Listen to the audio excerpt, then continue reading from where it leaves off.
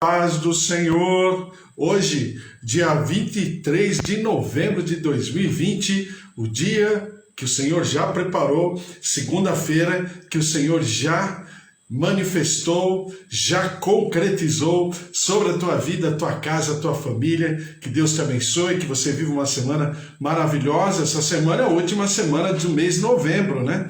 E nós já estamos aí com as portas do final do ano, as portas do Natal, e isso é uma grande bênção. E eu gosto muito do Natal porque a gente conversa sempre muito sobre o cumprimento da palavra de Deus, né? Sobre a vinda do Senhor Jesus como homem. Então é uma grande bênção também para estudar a palavra do Senhor, é maravilhoso. Bom dia, minha tia Rosária, bom dia a todos, Andréia, Magda, Deus abençoe, Bispo Antônio, casa, família, Deus abençoe, Kátia, o Senhor esteja sobre a tua vida, Raquel, o Senhor esteja sobre a tua vida também, Débora, Eva, Carlos, familiares, o Senhor esteja sobre você, Fábio, Márcia, filhos, netinho que está chegando, também os seus pais, seu Augusto, Dona Efigênia, o Senhor esteja sobre todos vocês, a graça, a glória, o poder, o mover do Senhor se estabeleça sobre a tua vida, sobre a tua casa, a tua família. Estamos lendo a palavra do Senhor hoje, Mateus capítulo 6, dando continuidade, já lemos a história de Jesus, a biografia de Jesus, já lemos o início ministerial, né, de Jesus, lá em Mateus capítulo 4, e depois começamos falando da justiça, antes disso, né, antes de falarmos da justiça, falarmos do Sermão do Monte, que é o capítulo 5, 6 e 7. Capítulo 5 é mais a particularidade, é a minha relação com Deus, é a minha relação com aqueles que estão próximos de mim. Depois fala sobre como eu devo considerar temas importantíssimos, né, na condução desse reino, né, que é o adultério, que é o homicídio, que é a vingança, que é o amor ao próximo. Depois fala no capítulo 6 sobre as práticas, como nós devemos fazer em relação aos outros, àqueles que estão ao nosso redor, como uma prática espiritual, a esmola, a oração e... a esmola, a oração e o jejum. Passando daí, nós vamos para outros 3 temas muito importantes, né? Resumindo, e depois eu vou falando a miúde cada um, o Senhor Jesus ele está agora preocupado com o futuro. Como nós enxergamos o futuro. E é assim que a gente vai lendo agora Mateus capítulo 6, versículo 19. Não acumuleis para vós outros tesouros sobre a terra, onde a traça e a ferrugem corroem e onde ladrões escavam e roubam. Mas ajuntai para vós outros tesouros no céu, onde traça nem ferrugem corrói e onde ladrões não escavam nem roubam. Porque onde está o teu tesouro, aí estará também o teu coração. Então o Senhor Jesus, em primeiro lugar, está falando de poupança, né? Aonde você está poupando os teus valores, aonde você está poupando aquilo que te vem à mão. Qual é a atitude, qual é a tua atitude em relação à poupança? Depois diz assim no versículo 22. São os olhos a lâmpada do corpo. Se os teus olhos forem bons, todo o teu corpo será luminoso. Se, porém, os teus olhos forem maus, todo o teu corpo estará em trevas. Portanto, caso a luz que em ti há sejam trevas, que grandes trevas serão. Então o Senhor Jesus está falando, quando eu olho para frente, quando eu olho para aquilo que me apresentará num futuro, vamos dizer assim, num futuro próximo, como que eu enxergo? Quais são as minhas perspectivas? Quais são os meus projetos? Quais são os meus planos? E por último, o Senhor diz assim no versículo 24. Ninguém pode servir a 2 senhores, porque ou há de aborrecer-se de um e amar ao outro, ou se devotará a um e desprezará o outro. Não podeis servir a Deus e às riquezas. Bom, e a síntese é em relação ao nosso sentimento, ao nosso coração. Porque se eu estiver me posicionando, me colocando em relação a riquezas terrenas, eu terei um Senhor. Mas se eu estiver olhando para frente e colocando a minha perspectiva, a minha expectativa em riquezas eternas, celestiais, então eu servirei a outro Senhor. Então, aqui começa exatamente a diferenciação entre um reino e outro reino. Sendo que o único Deus, presta atenção no que eu estou falando, o único Deus que o Senhor Jesus coloca em pé de igualdade, vamos chamar assim, didaticamente, no mesmo nível do El Shaddai Adonai, do Deus Todo-Poderoso, é o Deus das riquezas. Não é o diabo, não são os demônios, não são principados, não são potestades, não é a violência, é o dinheiro, né? Algumas traduções chamam de Mamon, porque Mamon era a entidade que as pessoas serviam para terem riquezas, né? Então ele coloca Mamon, ou seja, as riquezas, no mesmo nível de Deus, em toda a Bíblia, principalmente no Novo Testamento, principalmente nos Evangelhos. Jesus não coloca outro Deus no mesmo pé de igualdade, na mesma influência, a tal nível quanto ao Senhor das riquezas. Então nós estamos falando aqui de 3 temas importantíssimos e ao mesmo tempo temas que são obscuros, são nebulosos, dentro de uma teologia, como eu sempre falo para você, uma teologia fraca, frágil. Por quê? Porque nós somos seres pendulares, né? Pêndulo é aquela coisa que fica assim no relógio, né? Que é na balança de medição. Ou bem eu vou para um lado, ou bem eu vou para o outro. A nossa geração, então, é inacreditavelmente pendular. Haja visto o que acontece na política, na música, né? Então nós vivemos numa geração onde os polos estão cada vez mais distantes um do outro, né? Os extremos. Ou eu sou coxinha, ou eu sou mortadela, né? Mas quando nós vamos para a visão bíblica, o Senhor Jesus pontua isso muito bem, e naquilo que realmente ele coloca como um posicionamento extremo, ou bem eu sou de um, ou bem eu sou do outro. E ele fala, e ele faz alusão à riqueza. Então vamos voltar aqui, vamos lá, a partir do versículo 19. Não acumuleis para vós outros tesouros sobre a terra, onde a traça e a ferrugem corroem, e onde os ladrões escavam e roubam. Mas ajuntai para vós outros tesouros no céu, onde traça nem ferrugem corrói, e onde ladrões não escavam e roubam. Porque onde está o teu tesouro, aí estará também o teu coração. Então, é o contrário, né? Na visão de reino é o contrário.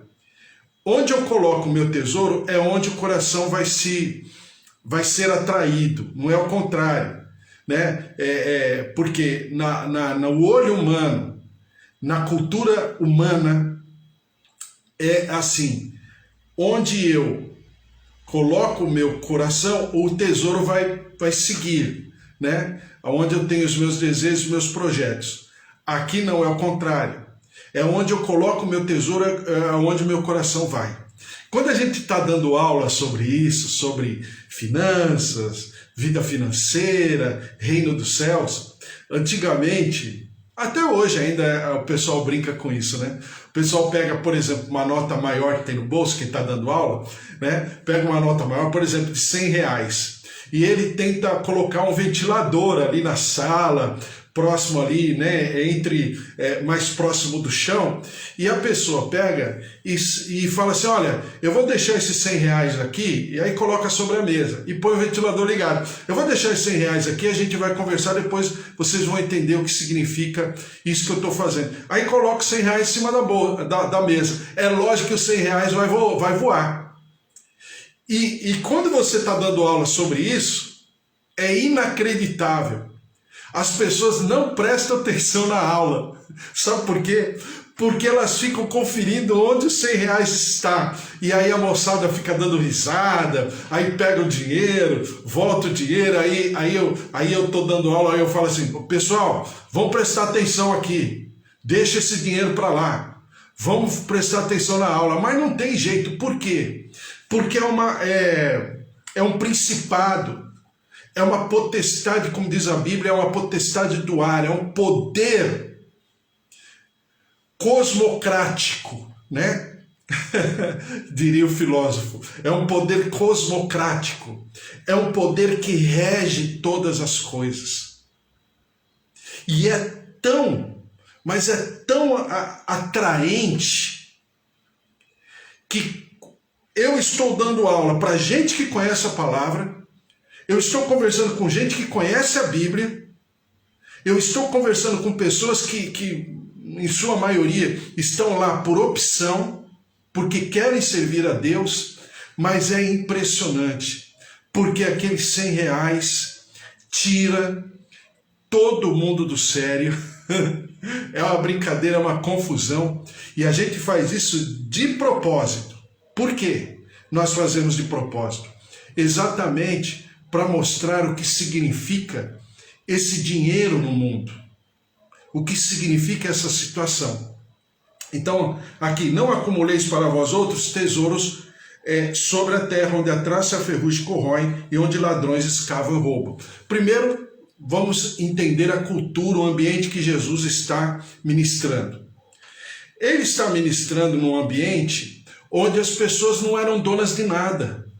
Aí você vai falar, mas não tinha terra, não tinha propriedade? Claro que tinha. Em nenhum momento Jesus está falando contra a propriedade privada, tá?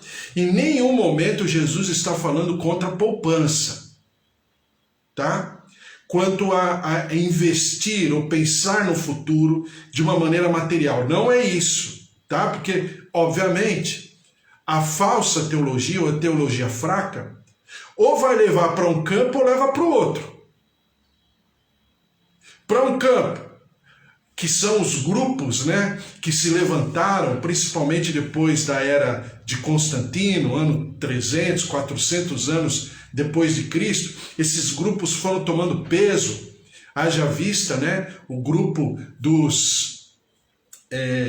no qual o Papa Francisco pertence, né, que é o grupo dos jesuítas, por exemplo, ou o grupo daqueles de Francisco que vivem uma vida monástica, né? São grupos dentro da igreja cristã católica, e que são muito fortes porque são atraentes aos olhos humanos, porque eles apregoam uma pobreza, uma miséria como sendo de cunho mais puro, mais depurado. Uma pessoa pobre e miserável é mais pura. Não é esse a questão, não é essa a situação. Nem para um lado, mas também nem para o outro.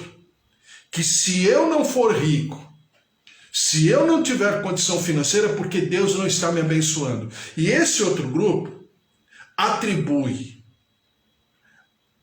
vamos dizer assim, aquilo que eles chamam de bênção material, não que não exista bênção material, mas do jeito que se coloca, eles atribuem a bênção material como um reflexo da manifestação de Deus na vida da pessoa.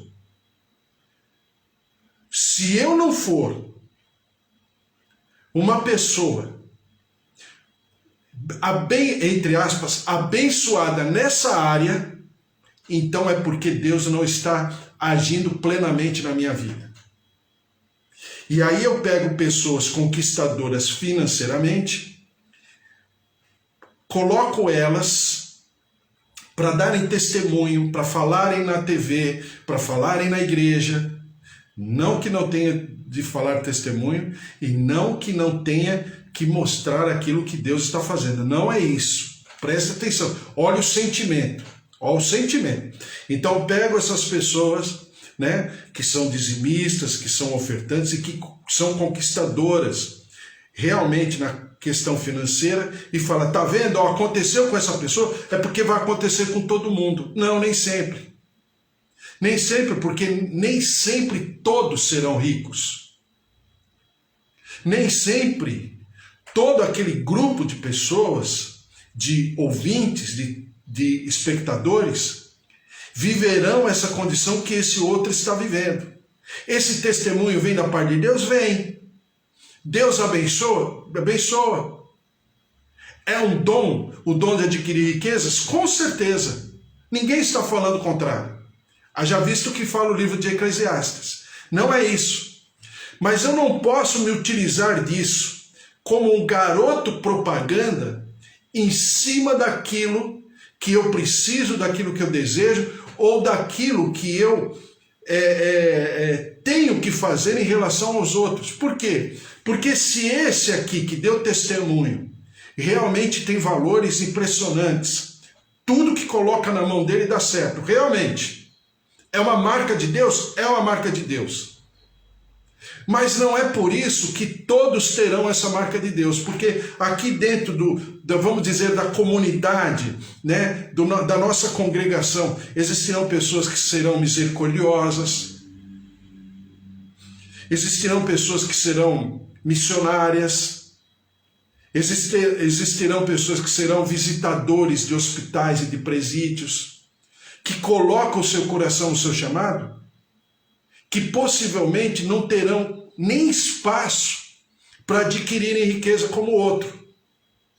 Por quê? Porque o Espírito Santo age de maneira maravilhosa e de maneira multifacetada. Cada um vai ter uma marca do Espírito Santo.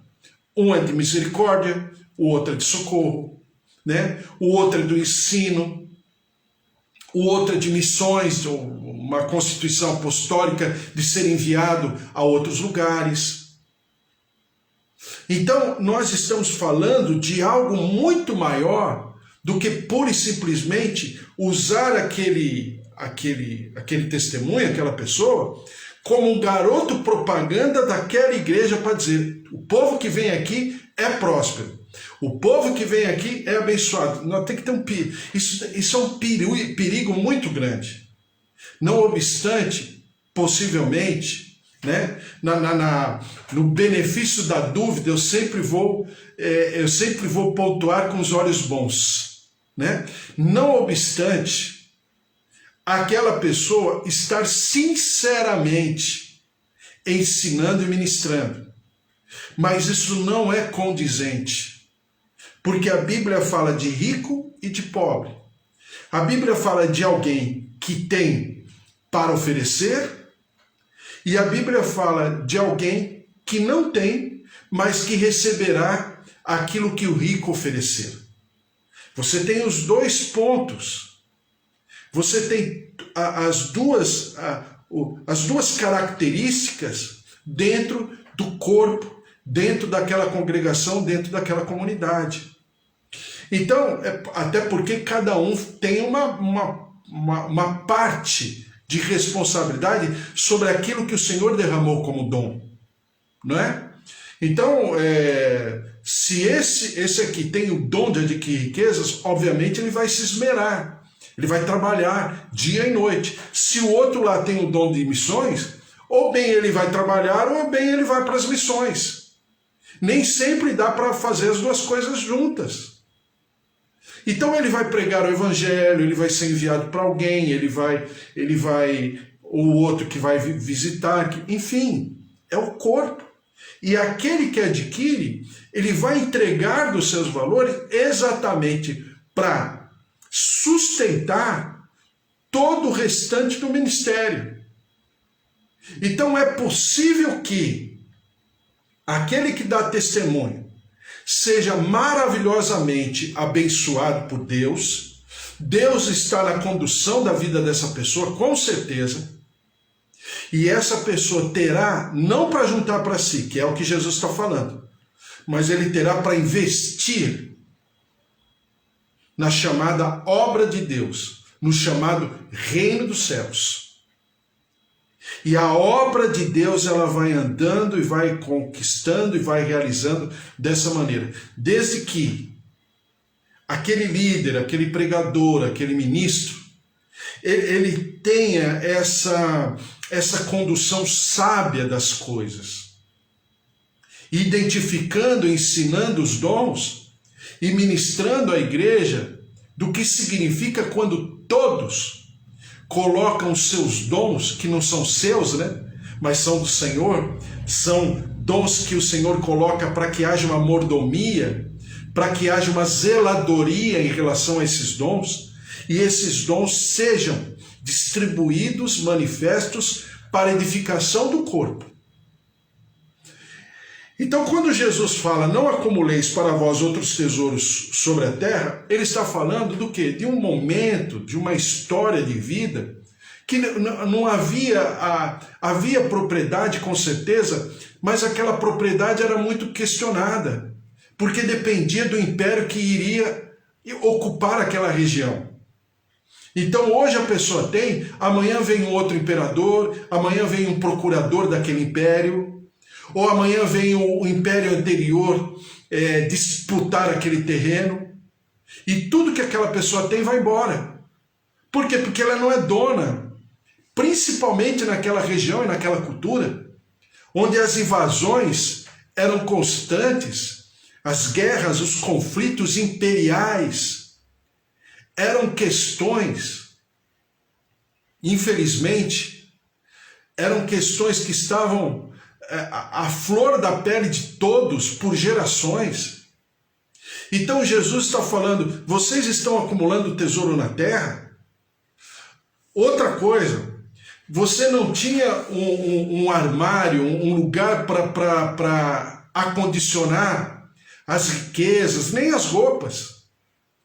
As roupas eram facilmente roídas pelos ratos, né? Não se tinha um imóvel como se tem hoje, com janela, tudo certinho, com porta, tudo certinho, quintal, né? Ou então os apartamentos, todos fechados, hermeticamente fechados. Não tinha naquela época. As coisas eram muito rústicas. O chão, os lugares, os ambientes eram muito rústicos. Não tinha geladeira, não tinha armário. Vez por outra você tinha uma prateleira, duas, ou uma prateleira com 3, 4 tábuas, né? Ou de pedra, e ali você acondicionava tudo, panela, roupa, mantimento. A vida era muito simples. Quando Jesus está falando não acumuleis, porque não havia como, a não ser os ricos e poderosos que tinham como acumular. Já existia, entre aspas, a figura daquilo que seria mais tarde chamado de banco. Mas isso era para os ricos. A esmagadora maioria da população não tinha nada. Eu falo para você, eu sempre estou falando, né? Sequer as pessoas tinham roupa, tinham uma roupa.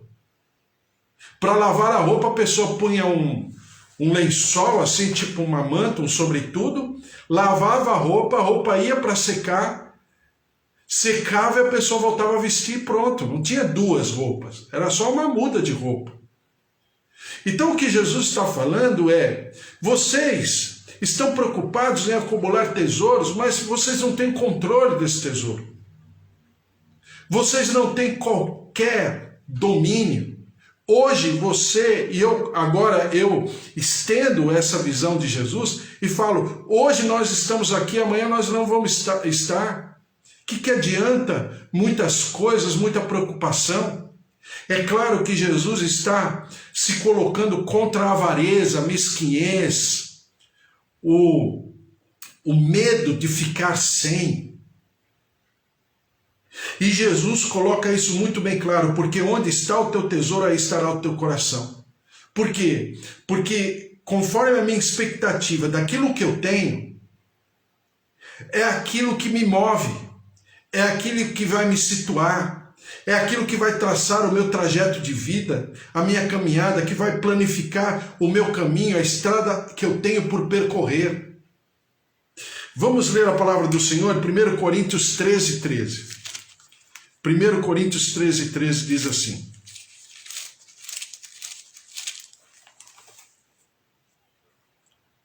agora, pois, permanecem a fé, a esperança e o amor. Estes três, porém o maior destes é o amor. A fé, a esperança e o amor.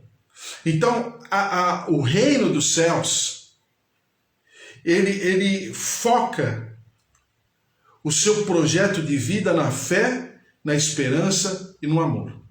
Não tem outro jeito. Se eu quiser ser um cidadão dos céus, consistentemente, ungido e constituído por esse reino, para viver no reino, eu tenho que ter a fé, a esperança e o amor como elementos cruciais para a minha sobrevivência. O resto vem. O resto, o Senhor Jesus fala que esses sinais seguirão aqueles que crerem. Esperança. Esperança de que o Senhor está no controle de todas as coisas e que um dia esse Rei dos Reis e Senhor dos Senhores se manifestará poderosamente, fisicamente, espiritualmente sobre todas as coisas. Fé, crendo que no Senhor nada do que eu faço com vias a propagar o reino dos céus será em vão, porque a minha esperança está nesse reino dos céus.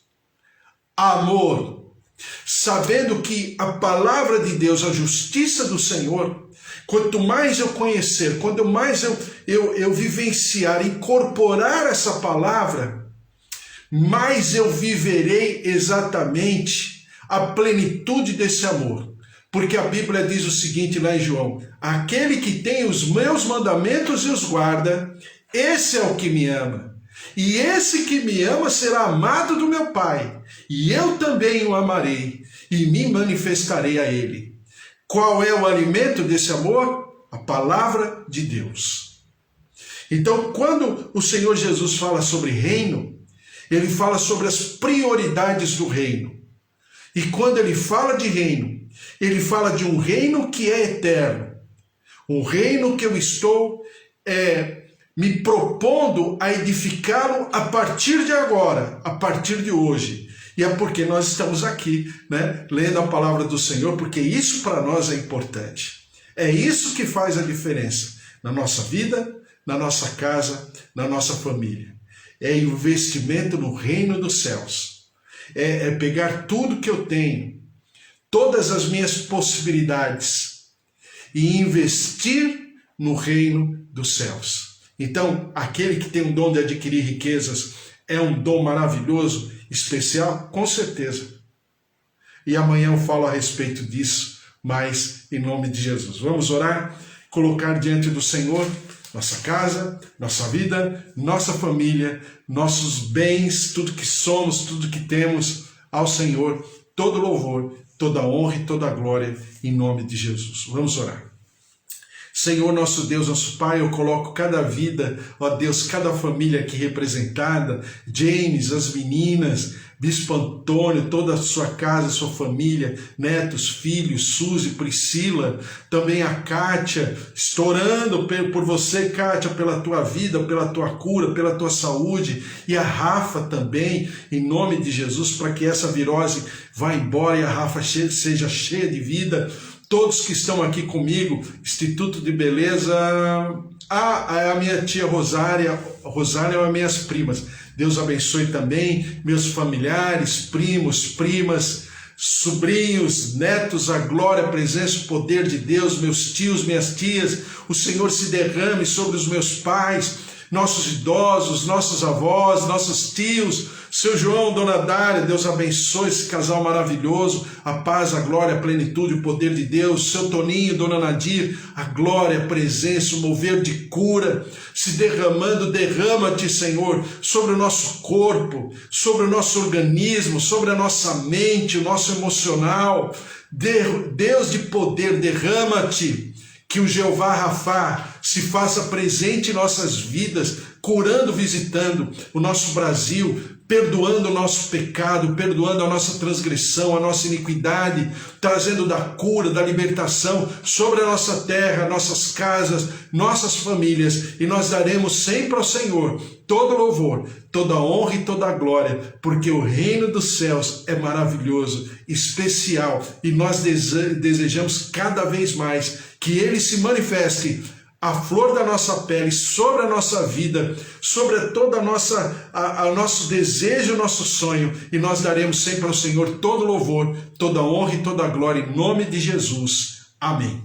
Amém. Glória a Deus, que Deus te abençoe, que o amor de Deus Pai,